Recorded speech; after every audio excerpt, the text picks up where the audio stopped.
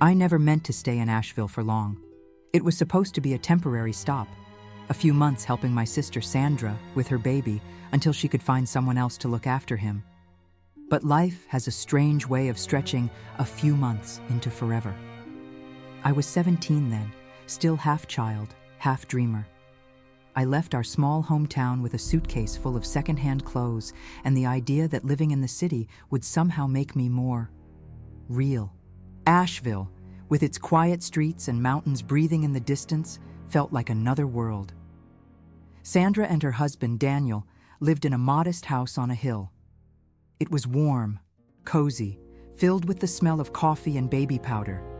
At least that's how it felt at first. Sandra was 6 years older than me, organized, sharp, and endlessly patient. She had a soft voice that always made me feel safe. When I moved in, she hugged me so tightly that for a moment I forgot how scared I was to leave home. "I'm so happy you're here, Julie," she said. "I really needed you." And she did. Her little boy, Nathan, was only a year and a half old, restless, curious, and impossibly sweet. My days quickly fell into rhythm. Morning feedings, laundry, cooking simple meals, then walking to the bus stop to go to my night classes. It was exhausting, but I didn't mind. There was something peaceful about caring for someone so innocent. The first few weeks were ordinary. Daniel worked long hours at a local construction company, often coming home late and tired. He seemed kind enough, always polite, always joking in that easy Southern way. But there was something in his eyes I couldn't quite name. Maybe it was curiosity, or maybe it was something I didn't yet understand. The first time I noticed it, I was making breakfast. Sandra had already left for work, and Nathan was playing on the kitchen floor with his toy truck. Daniel walked in, still in his work clothes, and leaned against the counter. "You make coffee better than your sister does," he said, smiling. I laughed nervously, brushing my hair out of my face. "I just follow the directions on the bag." He chuckled. "Maybe it's the way you stir it.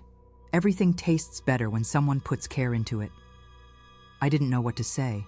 The comment wasn't inappropriate, not exactly, but it lingered in the air, heavy and confusing. I was young enough to blush at things I didn't yet have the words for. After that morning, small things began to stand out. The way he looked at me when I spoke, the way he asked about school, about my friends. There was nothing he said that anyone could call wrong, yet I started to dread being alone with him. And still, part of me, the foolish, attention-hungry part, liked the way he noticed me. I had never been noticed before. Back home, I was invisible, the quiet girl with good grades and second-hand shoes. Boys from school never looked twice at me. My parents barely had time to ask how I was. But in that house, under Daniel's gaze, I existed. And that was the beginning of my mistake. It happened on a Saturday morning in early spring, the kind of day that smells like rain before it starts. Sandra had taken Nathan to a doctor's appointment, and I stayed behind to finish some homework. I remember sitting cross-legged on my bed, my notebook open, when I heard a soft knock at the door. "Julie? You busy?" Daniel's voice was casual, too casual. I hesitated before answering. "No, just studying." He stepped into the room, holding something behind his back. "Good. I brought you something." I frowned. "For me?"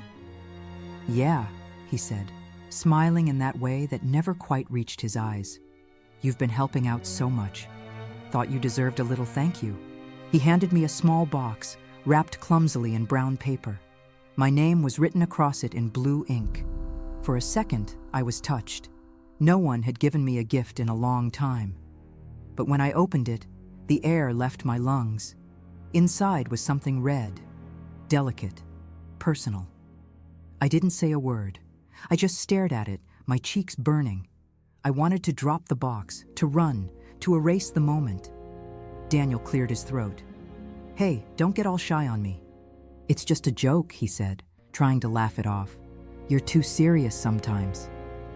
But his voice wasn't playful. It was steady, almost expectant. I nodded slowly, pretending to smile. Right, a joke. He lingered by the door for a moment, his gaze moving from the box back to me. Don't mention it to Sandra, all right? You know how jealous she gets. Something cold crawled down my spine. I nodded again, unable to look at him. When he finally left, I sat on the edge of my bed, staring at the small red fabric in the box as if it were something dangerous. Because it was. That night, I tucked it deep inside my drawer, beneath old notebooks and a folded sweater, hoping it would disappear. But it didn't. It stayed there, whispering to me every time I opened that drawer. A secret I hadn't chosen, a gift I couldn't refuse, a symbol of something I didn't yet understand but already feared. From that moment, the house changed. The walls felt closer, the air thicker. Every time Daniel entered a room, I felt my chest tighten, my breath shorten. Sandra still smiled the same way, still trusted me, still called me her little sister. But behind that smile, I felt the weight of what I was hiding. It was only the beginning, and somewhere deep down, I already knew that nothing in my life would ever be simple again.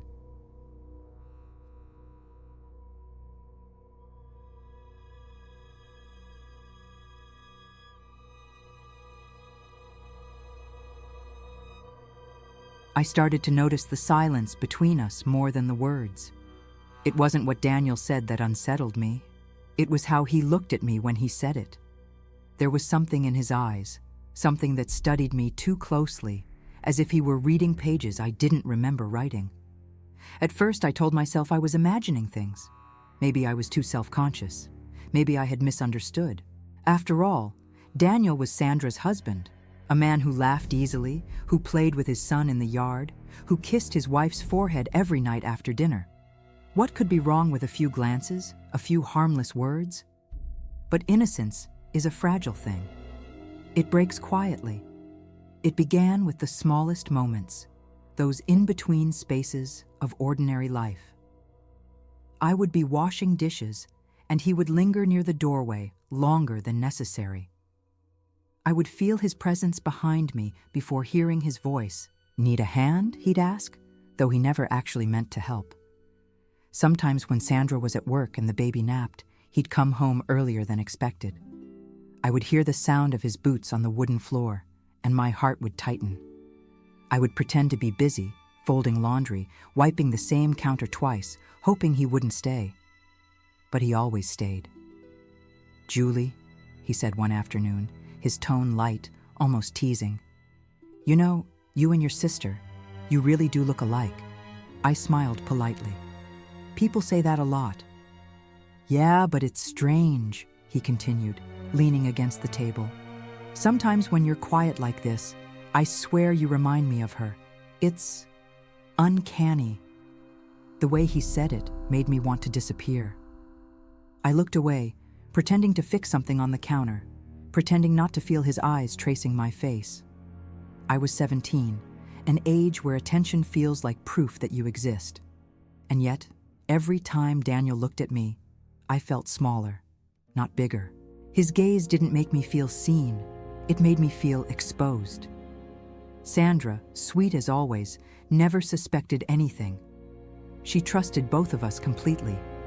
I hated myself for the way I started noticing things that she didn't. How he became quiet when she entered the room. How he looked at me only when her back was turned. How his tone softened in ways hers never did. Sometimes, I would catch my reflection in the kitchen window, my face flushed, my expression uneasy, and I wouldn't recognize the girl staring back. She looked older, wearier, guilty. One evening after dinner, we were all sitting in the living room. Sandra was feeding Nathan, while Daniel watched a baseball game. I was reading on the couch when I felt it. That same pull, that same weight of his eyes on me. I didn't look up right away. I kept pretending to read, though my hands trembled slightly. Then I lifted my gaze. He was already looking. It was just a moment, a fraction of a second, but it lasted long enough for something wordless to pass between us. Not affection, not lust, something darker. a secret that neither of us had spoken but both somehow understood. I looked away first, my cheeks burning. I excused myself to go to my room, muttering something about homework. Sandra smiled, unaware of the storm rising inside me. When I closed the door, I pressed my hands to my face and whispered, "Stop it. Stop imagining things." But deep down, I knew I wasn't imagining anything. That week, Daniel's comments grew bolder, not in words, but in tone. "You're growing up so fast, Julie," he said one morning, watching me pour coffee. "It's hard to believe you're still in high school." I laughed awkwardly. "Yeah, time goes fast." "You're different from most girls your age," he added. "More mature. You've got this calm about you. It's rare." He smiled as he said it, but I could hear what wasn't being said. That night, I lay awake, staring at the ceiling.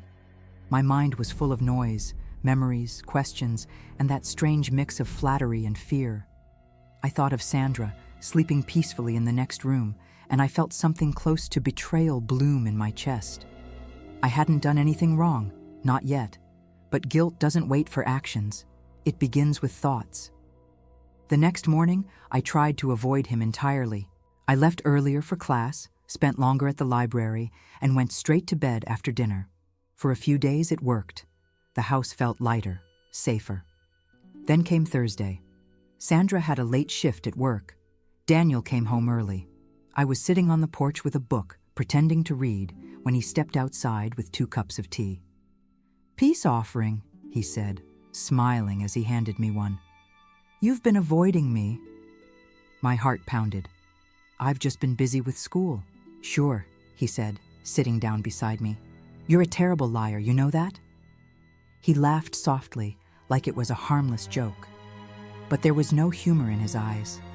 The silence stretched between us. The night air felt too still, too aware. "Julie," he said after a long pause, "you can relax around me. You know I'd never hurt you, right?"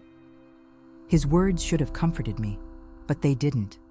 They scared me, because for the first time, I realized I didn't believe them.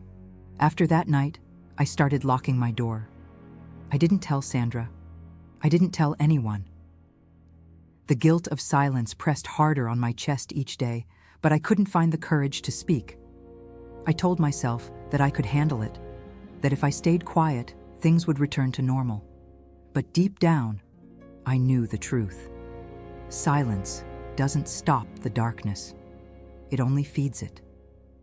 And Daniel's eyes, they kept following me, everywhere I went, as if waiting for me to stop pretending that I didn't see them.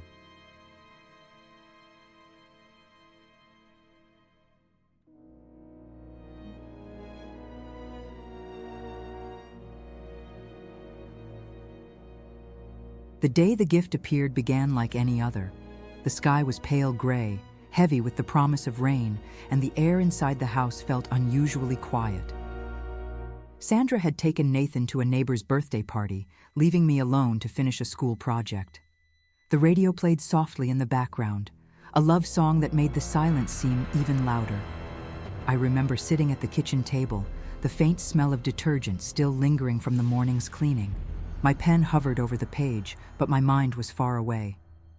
For days, I had felt Daniel's presence even when he wasn't home, like an echo that refused to fade. His words, his tone, his eyes, they had left a shadow that clung to me. When I heard the front door open, I froze.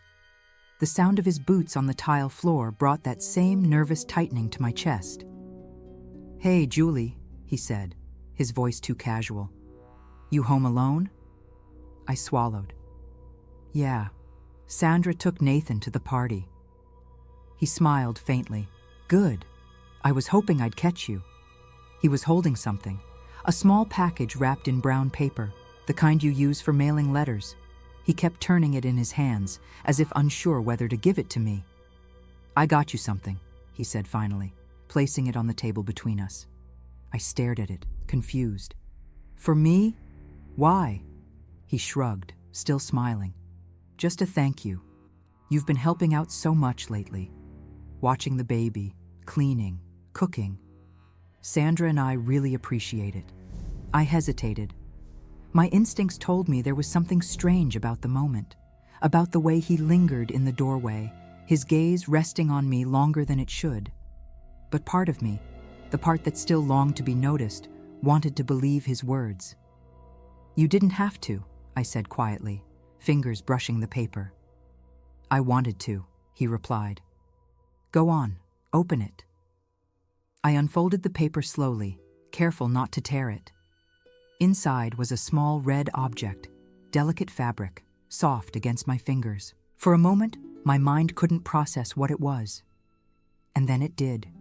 Heat rushed to my face. I looked up, lost for words. "Daniel, this..." He laughed softly, raising his hands. "Hey, don't look so shocked. It's just a joke. Something I saw in a store, thought you'd find funny." But there was no humor in his tone, no lightness in his eyes. He was watching me closely, waiting for a reaction. My throat felt dry. I tried to laugh, but it came out as a whisper. "Right, a joke." He leaned against the counter, arms folded. "You're too serious sometimes, Julie. You need to relax a little. You're young, have some fun." I didn't answer. My hands trembled as I folded the fabric back into the paper, desperate to hide it from view. The color burned against my skin. Too bold, too personal, too wrong. "Thank you," I murmured finally, forcing the words out. He smiled, satisfied. "Just don't tell Sandra, all right? You know how she gets." The sentence landed like a stone in my stomach. "Don't tell Sandra." It turned the entire moment into a secret. One that I never agreed to keep, yet somehow already belonged to me. When he left the kitchen, I sat there for a long time, staring at the brown paper and the small red thing hidden inside it. I could still smell his cologne faintly in the air, sharp and heavy. The room felt smaller, the air thicker. I wanted to throw it away. I wanted to forget it existed. But I didn't. I carried it upstairs, hands shaking, and placed it in the back of my dresser drawer, under a stack of old notebooks. I told myself I would get rid of it later. Yet, every night when I opened the drawer to grab something, my eyes would find that folded paper, a silent reminder of the moment I wished had never happened. From that day on, everything between us changed. The air in the house became charged with something invisible but undeniable. When Daniel spoke to me, I could feel the unspoken beneath his words. When Sandra laughed, I felt my chest tighten with guilt. Even Nathan's innocent giggles seemed to echo the truth I was trying so hard to bury. I started to move through the house differently, quieter, smaller, always aware of which rooms Daniel might be in. If I heard his car in the driveway, I would retreat to my room. If he entered the kitchen, I found a reason to leave. But avoidance didn't make the feeling go away. It only made it grow. One afternoon, a few days later, I caught him looking at me in a way that made my stomach turn. I was holding Nathan on my hip, feeding him bits of banana, and when I looked up, Daniel's gaze wasn't playful. It was heavy. It said things that his mouth never did. I turned away quickly, pretending not to notice, but I could feel it. That same pull, that same quiet danger. That night, I lay in bed staring at the ceiling, the sound of rain tapping against the window. I thought about Sandra, her kindness, her laughter, her trust in me. And I thought about the red gift hidden in my drawer, burning like a secret I didn't want but couldn't escape. I understood then that some gifts are not meant to be opened. Some are traps, wrapped in false kindness and sealed with guilt. And even though I didn't know how, I could already feel it, the beginning of something I would spend the rest of my life wishing I had refused.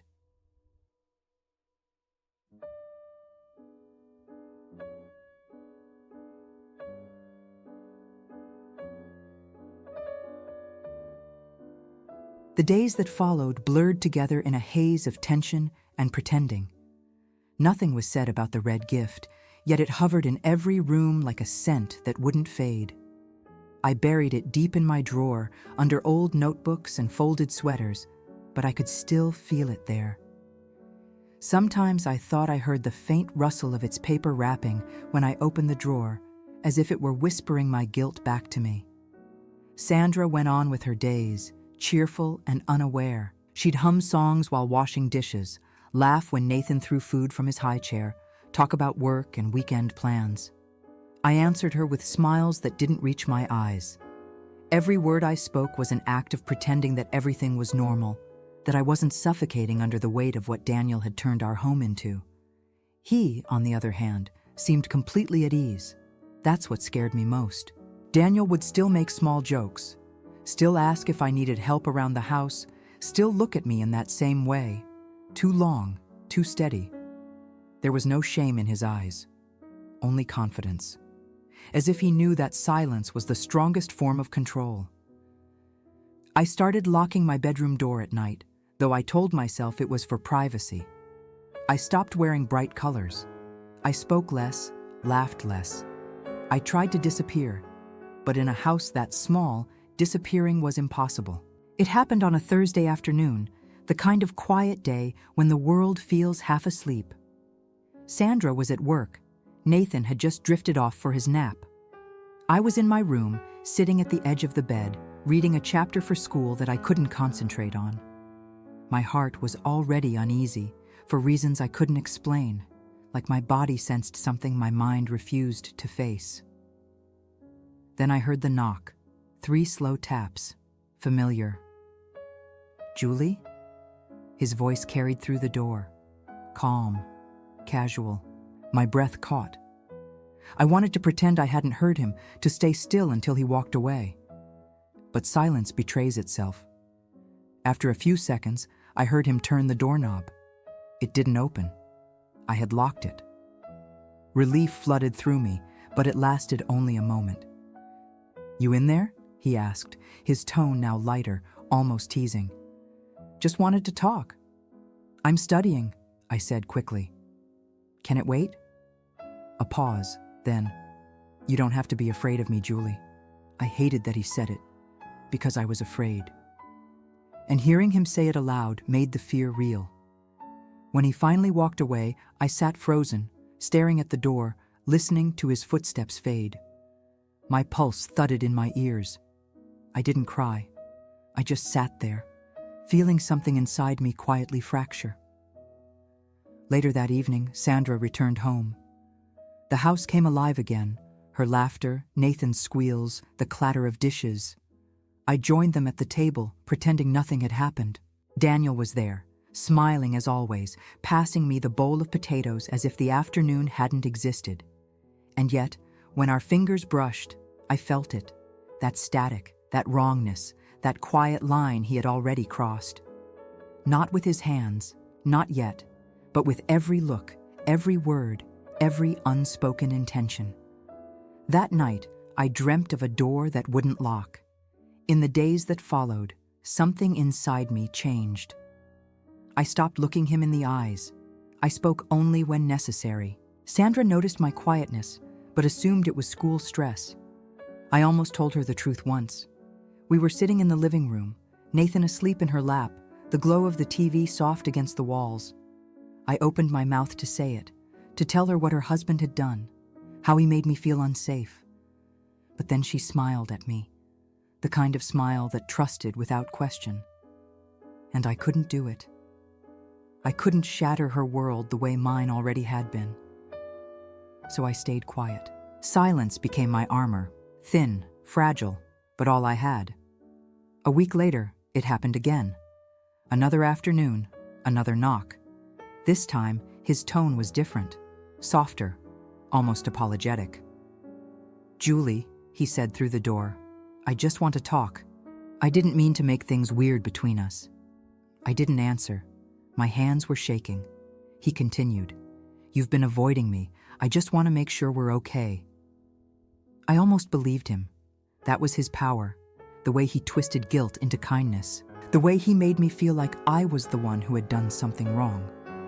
When I finally opened the door a crack, just enough to say, "Please, leave me alone," He looked at me with that same steady gaze, the one that never asked permission because it never thought it needed to. And in that moment, I realized something cruel about silence. It doesn't protect you. It only tells the other person you won't fight back. He stepped closer, not enough to touch, but close enough for his presence to press against me. His voice dropped lower. "You know I care about you, right? I'd never hurt you." The words were almost gentle, but the space between them was not. I closed the door, slowly, quietly, locked it again. And then I sank to the floor, trembling, realizing that the line I had prayed would never be crossed, already had been. Not with noise, not with struggle, but with silence. That was the moment I understood the true danger of what had begun. It wasn't just about a gift, or glances, or words. It was about power, the kind that hides behind smiles and polite tones, the kind that makes you question your own fear. And as I sat there on the cold wooden floor, I finally let the tears come. Not because of what had happened, but because I knew there was no going back. Some lines, once crossed, can never be unseen, even when they were crossed in silence.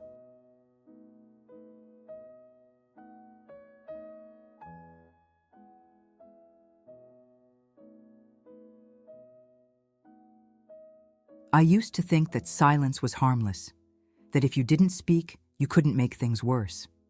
But I learned that silence can be a lie too, a quiet, heavy one that seeps into your skin until it becomes part of who you are. After that day, nothing in the house felt the same. The air was thick, like the walls had learned how to listen. Every word, every sound seemed to echo against something invisible, something that none of us dared to name. Sandra still smiled at me every morning, asked about my classes, laughed when Nathan made a mess at breakfast. But beneath my replies, guilt pulsed like a heartbeat. I carried it in my chest, in my throat, in the way my eyes couldn't meet hers. Daniel pretended nothing had changed. That was his favorite trick. He would walk into a room, humming, holding his coffee, as if the tension didn't cling to us like smoke. But his eyes, those calm, knowing eyes, still carried the same message. You won't say a word. And I didn't. Because every time I thought about telling Sandra, I saw the life she had built, the home, the marriage, the child. And I couldn't bring myself to be the one to break it. I convinced myself I was protecting her when really I was just protecting my fear. Days turned into weeks. I moved like a shadow through the house, always listening for footsteps, always flinching at the sound of the front door. At school, I tried to lose myself in equations and essays, but my mind was elsewhere, replaying moments, glances, silences. I couldn't study. I couldn't sleep. I couldn't breathe without feeling the weight of what I hadn't said. One evening, after dinner, Sandra sat across from me at the table. Her face looked tired, but kind. "You've been quiet lately," she said. "Everything okay?" I nodded too quickly. "Just school stress." She tilted her head, unconvinced. "Julie, if something's wrong, you can tell me. You know that, right?" I wanted to scream the truth, to tell her about the red gift, the stairs, the feeling of being trapped in her house. But the words died in my throat. I looked at her, the sister who used to braid my hair, who once stayed up all night comforting me after a bad dream. And I couldn't. "I'm fine," I whispered. And there it was, the lie. Small, fragile, but powerful enough to change everything. Sandra smiled gently. "All right. Just know I'm here, okay?" Her kindness only deepened the ache. Guilt is cruel that way. It feeds on goodness. Later that night, I stood at the window, watching the rain fall against the glass. Daniel's car headlights appeared at the end of the street, slicing through the darkness. I felt my stomach twist. I thought about running, packing a bag, calling my parents, leaving everything behind. But where would I go? And what would I say? The truth had already turned into something too big for me to hold. The next morning, I tried to act normal. I made breakfast, played with Nathan, and forced a smile that didn't belong to me. But inside, I was falling apart. When Sandra left for work, Daniel lingered in the doorway. His voice was soft, almost kind. "You look tired," he said. I didn't sleep much. He nodded, pretending to care. "You really should try to relax.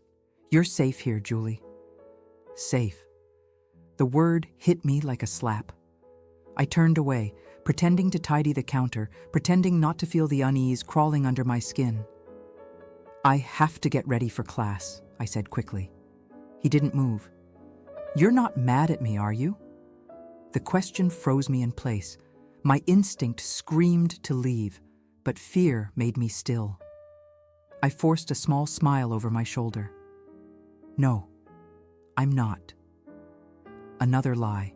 He smiled back, slow, knowing, triumphant. "Good. I don't like tension between us." I nodded, not trusting myself to speak. When he finally left, I leaned against the counter, shaking. I realized then that the more lies I told, the more trapped I became. Each one was a thread, binding me tighter to the silence I hated. Over the next few days, I noticed Sandra watching me differently. Not suspiciously, just with quiet concern. Once, she reached out and touched my hand while we were folding laundry. "You've lost weight," she said. "You're worrying me." Her touch was gentle, and for a second, I almost broke. My throat burned with all the things I'd swallowed, but again, fear won. "I'm just tired," I said. Another lie, another weight. That weekend, Sandra went to visit a friend. I told her I'd stay home and study, but I didn't open a single book. I spent hours pacing the house, torn between wanting to scream and wanting to disappear. The quiet was unbearable. I opened my drawer, the one with the red gift buried inside, and stared at it. The paper was wrinkled now, the edges torn. I thought about burning it, about erasing every trace of it, but I couldn't, because that piece of red fabric wasn't just a secret. It was a symbol of everything I had lost. My peace, my innocence, my voice. That night, I wrote a letter I never sent. I wrote to Sandra, telling her everything, from the first strange look to the moment I started locking my door. I told her how sorry I was for not speaking sooner. I told her that silence isn't safety, it's surrender. When I finished, I folded the letter and placed it inside the same drawer as the red fabric. I locked it shut. It felt like locking away a part of myself. And for a while, that's exactly what I did. Because sometimes, a lie doesn't come from malice. Sometimes it comes from love. A twisted, desperate love that mistakes protection for silence. But the truth always waits. And I could feel it, pulsing under the surface, waiting for the day when the weight of my lie would finally become too heavy to bear.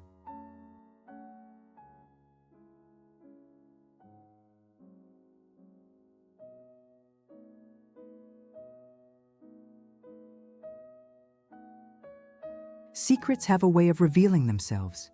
They can hide for a while, beneath drawers, behind smiles, under layers of denial, but they always find a way to surface. And when they do, it's never gentle. The day it happened began quietly, almost beautifully. A Sunday morning soaked in sunlight. Sandra was humming to herself in the kitchen, flipping pancakes while Nathan played on the floor with his toy cars. I remember thinking how peaceful it all looked, how ordinary. For a moment, I almost believed that life had found its balance again, that my silence had somehow fixed everything. But peace built on lies is never real. It's only waiting to collapse. Sandra called out, "Julie, could you grab the laundry from my room?" I nodded and went upstairs, not knowing that my entire world was about to unravel. The curtains in their bedroom were open, sunlight pooling over the bed. I gathered the clean clothes from the chair and was about to leave when I noticed something near the nightstand.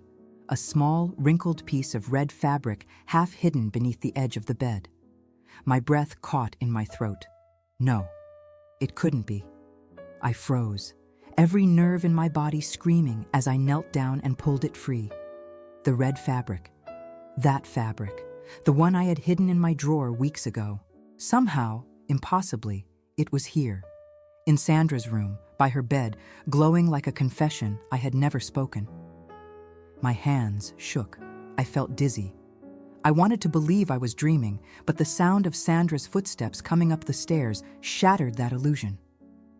"Julie?" she called, cheerful. "Did you find the—" She stopped at the door. Her eyes went straight to what I was holding. For a second, neither of us spoke. The world stood still, caught in that unbearable silence. Then she whispered, "What is that?" I tried to speak, but my voice broke. It's nothing. I found it under the bed." Her gaze sharpened. "I've never seen that before. Where did it come from?" I shook my head. "I don't know." She stepped closer, her face pale. "Julie, don't lie to me. That's yours, isn't it?" The air in the room thinned. I could barely breathe. Every instinct told me to tell the truth, to finally say everything, to end the silence. But fear is a stronger chain than honesty. I could feel it tightening around my throat. "No," I whispered. "It's not mine." She stared at me for a long, unbearable moment. I could see the betrayal building behind her eyes, not just at me, but at the man she thought she knew. "Then whose is it?" she asked quietly. I didn't answer. I couldn't. Her voice cracked. "Julie, please, don't do this. If something happened, I need to know." I wanted to fall to my knees, to tell her everything, the red gift, the silence, the fear. But the words stayed locked inside me, trapped by shame. All I could do was shake my head over and over until her eyes filled with tears. "All right," she said finally, her voice trembling. "If that's how you want it." She turned and walked out, the door slamming behind her. The sound echoed through the house like thunder. I stood there, shaking, the red fabric still in my hands. It felt alive, pulsing with every heartbeat, mocking me. My secret was no longer mine. It had spilled into the light, and there was no way to contain it again. That evening, Sandra barely spoke to me. She moved through the house like a ghost, quiet, distant, lost in thought. Daniel didn't come home for dinner. The silence at the table was unbearable, filled with questions neither of us could ask. When she finally looked at me, her eyes were red and swollen. "I called Dad," she said flatly. "He's coming tomorrow morning." I blinked. "Why?" "Because you're leaving, Julie." My chest tightened. "Sandra, please." Her hand slammed against the table. Don't say my name like that. I trusted you." Her voice broke. "You're my sister. You were supposed to help me, not—" She couldn't finish. She pressed her hands to her face, sobbing silently. I wanted to reach for her, but my body wouldn't move. I could only sit there, watching the person I loved most in the world fall apart because of the truth I hadn't had the courage to tell. That night, I couldn't sleep. I lay in bed, staring at the ceiling, listening to the quiet hum of the refrigerator downstairs, the creak of the house settling, the faint sound of Sandra crying in the next room. Every sound felt like punishment. At some point, I got up and opened my drawer, the empty drawer where the red fabric had once been. The space it left behind was like a wound, raw and open. I pressed my hand against it and whispered into the darkness, "I'm sorry." The next morning, my father's car was in the driveway. Sandra didn't come out to say goodbye. She didn't even look at me as I passed her room. I could see her through the half-open door, sitting on the bed, holding Nathan in her arms, staring out the window with eyes that had seen too much. I wanted to tell her everything before I left, that Daniel had lied, that I had been afraid, that the red fabric wasn't proof of desire, but of manipulation. But the moment was gone. She had already decided who I was, and maybe she was right.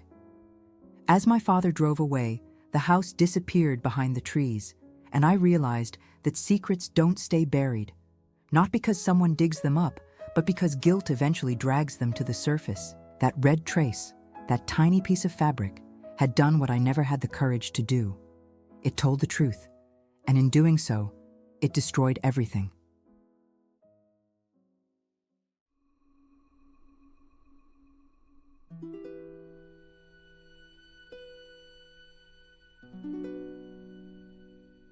When I returned from school that evening, the sky had already begun to bruise, streaks of purple fading into gray, rain threatening in the distance.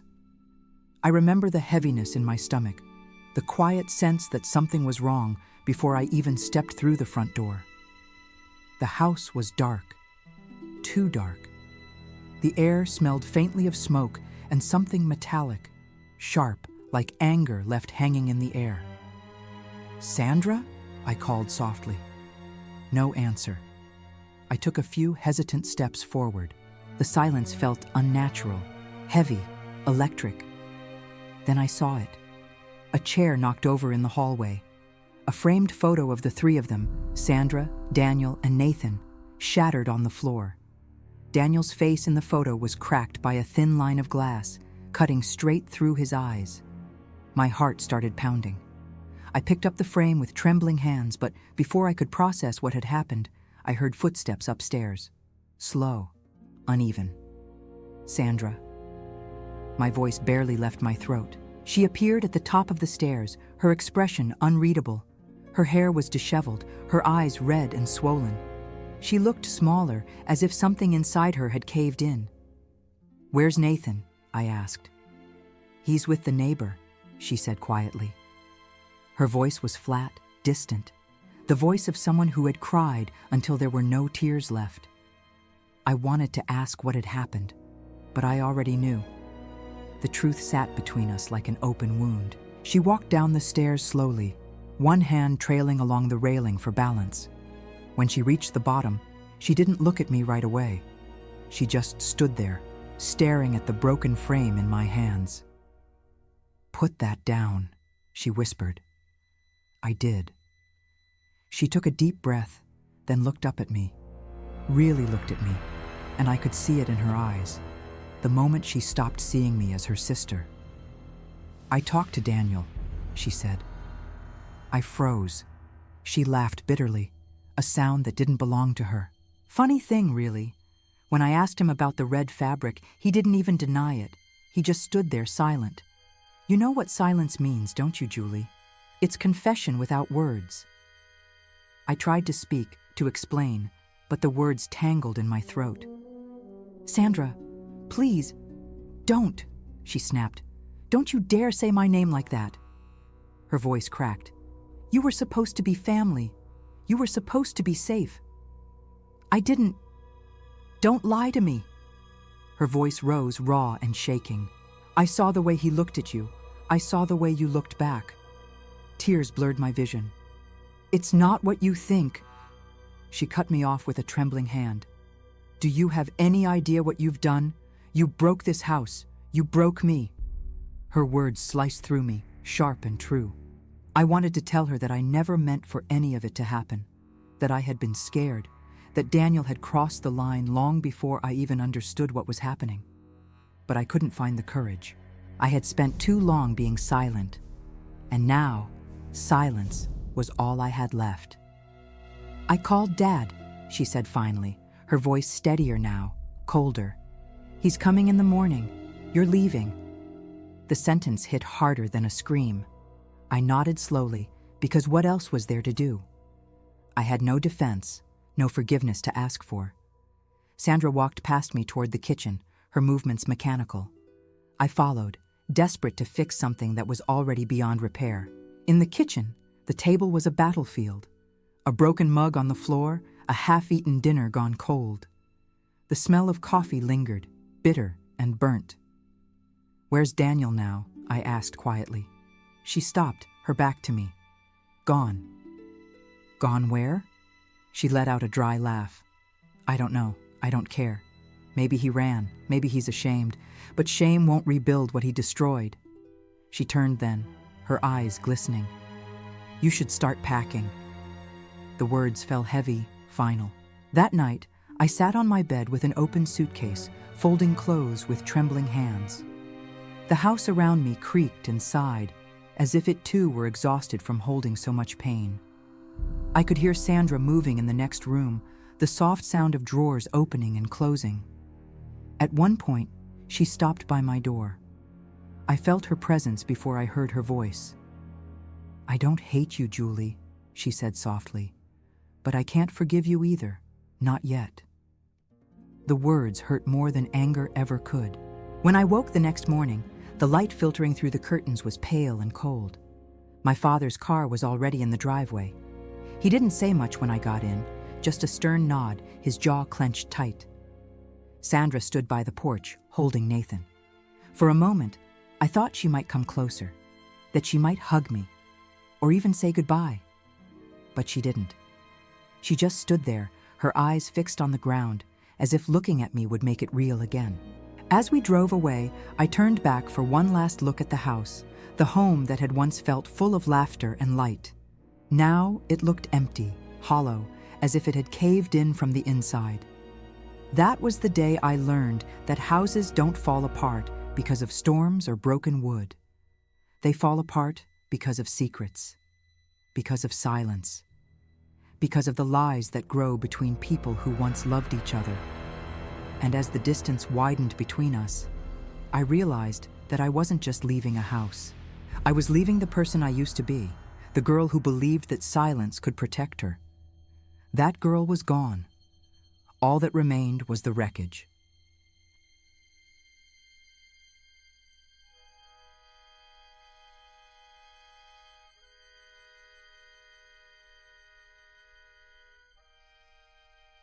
The drive back to my parents' house felt endless.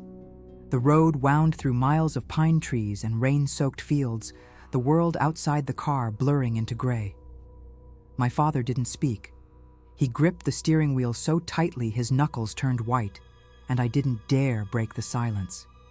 There are some silences that live like ghosts between people, restless, cold, and impossible to escape. When we finally pulled into the driveway, my mother was waiting on the porch. She didn't hug me. She didn't even look me in the eye. She just stepped aside and said, "Come in." Inside, everything felt smaller than I remembered. The kitchen table where we used to eat, the old ticking clock on the wall. It was like time itself had shrunk since I left. I wanted to tell them everything, to explain what had happened, but how could I? Every version of the story made me sound guilty, and maybe I was. For the first few days, no one said much. My mother moved around the house in quiet disapproval, her eyes following me but never meeting mine. My father kept to himself, leaving early and coming home late. When we did speak, his voice was sharp and short, like each word was a burden. On the fourth day, during dinner, he finally said it. "What you did," he began, his fork clinking against the plate, "was shameful." I looked up, startled. "Dad, He slammed his hand on the table. "Don't speak! You disgraced your sister, our family, yourself!" My mother flinched, but she didn't stop him. I wanted to defend myself, to say that it wasn't what he thought, that Daniel wasn't who they believed he was. But my father's face was stone, his mind already made up. There are truths that can't survive in certain rooms, and ours was one of them. From that night on, I stopped trying to explain. Weeks turned into months, and the house grew colder, not from winter, but from distance. I wasn't allowed to go out except for school. My parents spoke to me only when necessary. My friends stopped calling. Word travels fast in small towns, and even faster when it smells like scandal. Some nights I could hear my parents whispering in their room, my name floating between walls like a curse. Other nights, I'd lie awake, staring at the ceiling, haunted by what I had lost. Sandra never called, not once. Every time the phone rang, I hoped it would be her. But it never was. The silence between us stretched wider with each passing day until it became a border I couldn't cross. I tried to write her once. I sat at my desk and started a letter that began with, "I'm sorry." But no words after that made sense. How do you apologize for something that destroyed someone's trust? For something that can't be undone? I tore the letter to pieces before I could finish it. Life became a pattern of quiet survival. I graduated from high school without celebration. My parents didn't attend the ceremony. My mother pretended to be sick that day, and my father said he had to work. I didn't blame them. I was used to the silence by then. When I turned 19, I found a job at a small bookstore in town. It wasn't much, but the smell of paper and ink comforted me. Books became my refuge. Stories about second chances, forgiveness, redemption. I lived through them because I couldn't live through my own. Years passed this way, quietly, uneventfully. Every holiday was the same routine. My parents and I sat at the table, the television murmuring in the background, pretending to be a family. Sandra's name was never mentioned. It was as though she had been erased from our world, though I thought of her every day. One Christmas Eve, almost 5 years later, I saw her again. She arrived with Daniel and Nathan, unannounced. My mother gasped when she saw them standing at the door, holding wrapped gifts and a hesitant smile. I froze in the kitchen doorway, unsure whether to run or to cry. Sandra looked different, older, stronger, her hair shorter, but her eyes were still the same shade of brown that used to look at me with warmth, now carrying only distance. We exchanged polite hellos. She hugged my mother, shook my father's hand, and when her gaze finally met mine, time seemed to stop. "Hi, Julie," she said softly. "Hi," I whispered. That was all. No accusations, no forgiveness. Just a greeting between strangers who used to know each other's hearts. Dinner that night was filled with forced laughter and careful words. Daniel barely looked at me. Sandra focused on Nathan, who was old enough now to ask innocent questions that made everyone uncomfortable. After dessert, they left, and the house fell back into silence, heavier than before. That night, I cried for the first time in years. Not because of anger or shame, but because I realized something I had avoided for too long. Silence doesn't heal anything. It only freezes pain in place. I wanted to believe that time could fix what I had broken. But time doesn't heal without truth, and truth doesn't live where silence reigns.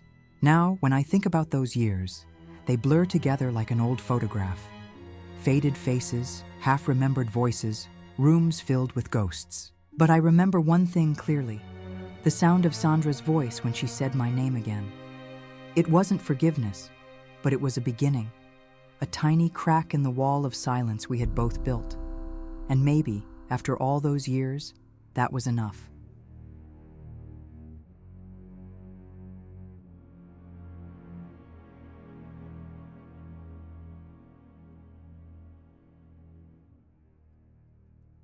"10 years have passed since the day I left Asheville, but some memories don't fade.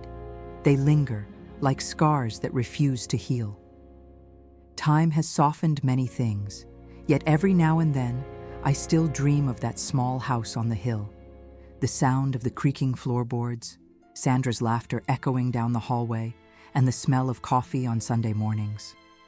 Then I wake, and reality returns like a tide. I never went back, not once. After those years of silence at my parents' house, I moved away. A different town, a different life. I found work at a small flower shop, and for the first time in a long while, the air felt light. I liked being surrounded by color again. Lilies, daisies, roses, each one a reminder that beauty can grow even in places touched by pain. But no matter how many petals I touched, there was always one color I couldn't escape. Red. It followed me everywhere. In the roses I arranged, in the sunsets that bled across the sky, in the stoplights at the corner of the street. Red became a symbol, not of love, but of what love had cost me. Sometimes, when the shop was quiet, I'd find myself tracing the edge of a red ribbon or staring too long at a crimson bloom, and I'd feel it again. that same old ache, the echo of guilt that time could not erase. Sandra and I never fully reconciled. We exchanged a few messages over the years, polite, restrained, filled with the kind of distance that feels colder than anger. Once a year, around Christmas, I'd get a card from her. It always began the same way. "Hope you're doing well." And it always ended with, "Take care of yourself." No mention of the past, no questions, no answers. It was enough to let me know she hadn't erased me completely, but not enough to bring me back into her life. Daniel and Sandra stayed together, at least as far as I knew. My mother mentioned it once, years later, her voice low and tired. "They worked things out. He's changed." I never asked how.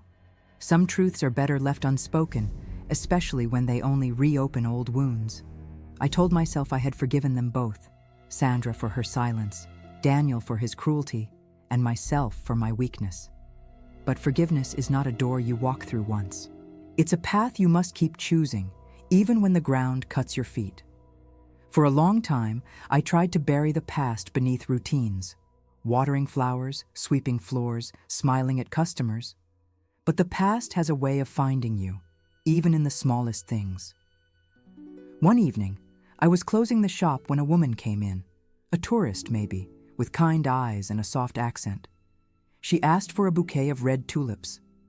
I hesitated before answering. "Red tulips?" I repeated. She smiled. "They mean forgiveness, don't they?" I nodded slowly. "Yes, something like that." After she left, I locked the door and stood there for a long time, staring at the bouquet still glowing under the shop lights.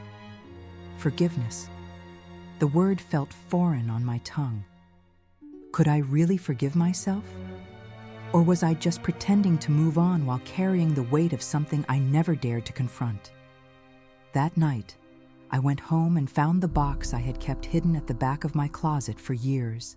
Inside were old letters, a few photographs, and one small folded piece of brown paper. My hands trembled as I opened it. The red fabric was still there, faded now, frayed at the edges, no longer bright but still unmistakably red. I had thought about throwing it away countless times, but I never could. It was my punishment and my reminder. I held it for a long moment, remembering everything it represented. Not desire, not betrayal, but loss. The loss of trust, of innocence, of a sister's love. Tears came quietly. Not the sharp kind of tears that burn, but the tired kind that come when you've carried too much for too long. I whispered into the empty room. I was only 17. The words broke something open inside me. I said them again, louder this time, as if by speaking them aloud, I could finally give that younger version of myself permission to stop blaming herself for what she couldn't understand. Because the truth is, I wasn't evil. I wasn't wicked. I was young, afraid, and manipulated by someone who knew exactly how to make me stay silent. That night, I burned the red fabric. I watched the flame curl its edges, turning it to ash. The smell filled the room, sharp, bittersweet. And for the first time in years, I felt something inside me loosen. Forgiveness didn't come like a storm. It came like dawn, slow, fragile, but real. A week later, I wrote Sandra a letter. Not to ask for anything, not even forgiveness, just to tell her that I remembered her laughter, that I still loved her, and that I was sorry for every moment my silence had hurt her. I never knew if she read it. She never wrote back. But it didn't matter. Writing it was enough. Now, whenever I see something red, I no longer think of shame. I think of survival, of how far I've come, of how I learned to live with truth instead of running from it. The red memory will always be part of me, but it no longer defines me. It's just a color now, one among many in the palette of a life that continues, quietly, imperfectly, but honestly. And maybe that's all redemption really is, learning to live with the truth and letting the colors return, one by one.